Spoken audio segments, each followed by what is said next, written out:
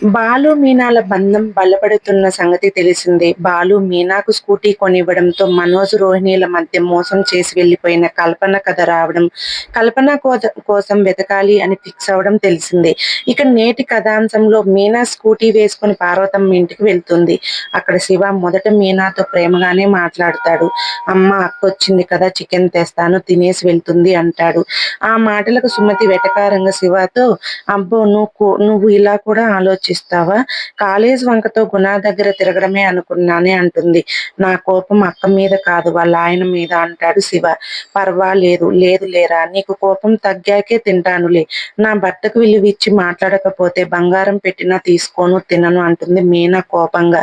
బండి కొని ఇచ్చేసరికి మీ ఆయన దేవుడైపోయాడా? ఆ బండి వేసుకుని ఎండలో వానలో తిరుగుతూ పూలు అమ్మాలి, అది కష్టం కాదా అంటాడు శివ కోపంగా. కాదు, నేను వంటింట్లో పడి ఉండకుండా నా కాళ్ళ మీద నేను బతికేలా చేశారు. దాన్ని కష్టం అనుకుంటే మా ఆయన కష్టానికి విలువ లేకుండా పోతుంది అంటుంది మీనా. మా ఆయన నాకు ఈ బండి కొనివ్వటానికి ప్రాణాలు తెగించారు అంటూ పెద్దాయన కూతురు పెళ్లి కోసం రౌడీలతో ఇల్లు ఖాళీ చేయించిన సంగతి గురించి చెబుతుంది మీనా. నన్ను రౌడీయిజం చేస్తున్నావన్నావు కదా, మరి మీ ఆయన చేసేదేంటి? రౌడీయిజం కాదా అంటాడు శివ కోపంగా. దాంతో మీనా పైకి లేచి కోపంగా, రౌడీలకు బుద్ధి చెప్పడం రౌడీయిజం కాదురా, రౌడీలతో కలిసి ఒక రౌడీలా బతకడం రౌడీయిజం.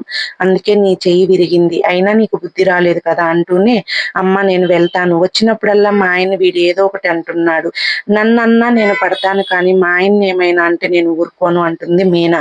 దాంతో పార్వతమ్మ, రే నువ్వు నోరు మూసుకొని పోరా ఇక్కడి నుంచి అంటుంది. వెంటనే శివ, ఇప్పుడు నేనేమన్నానమ్మా, డబ్బు కోసం కాకపోతే అక్కతో పూలెందుకు అమ్మిస్తున్నాడు అంటాడు శివ.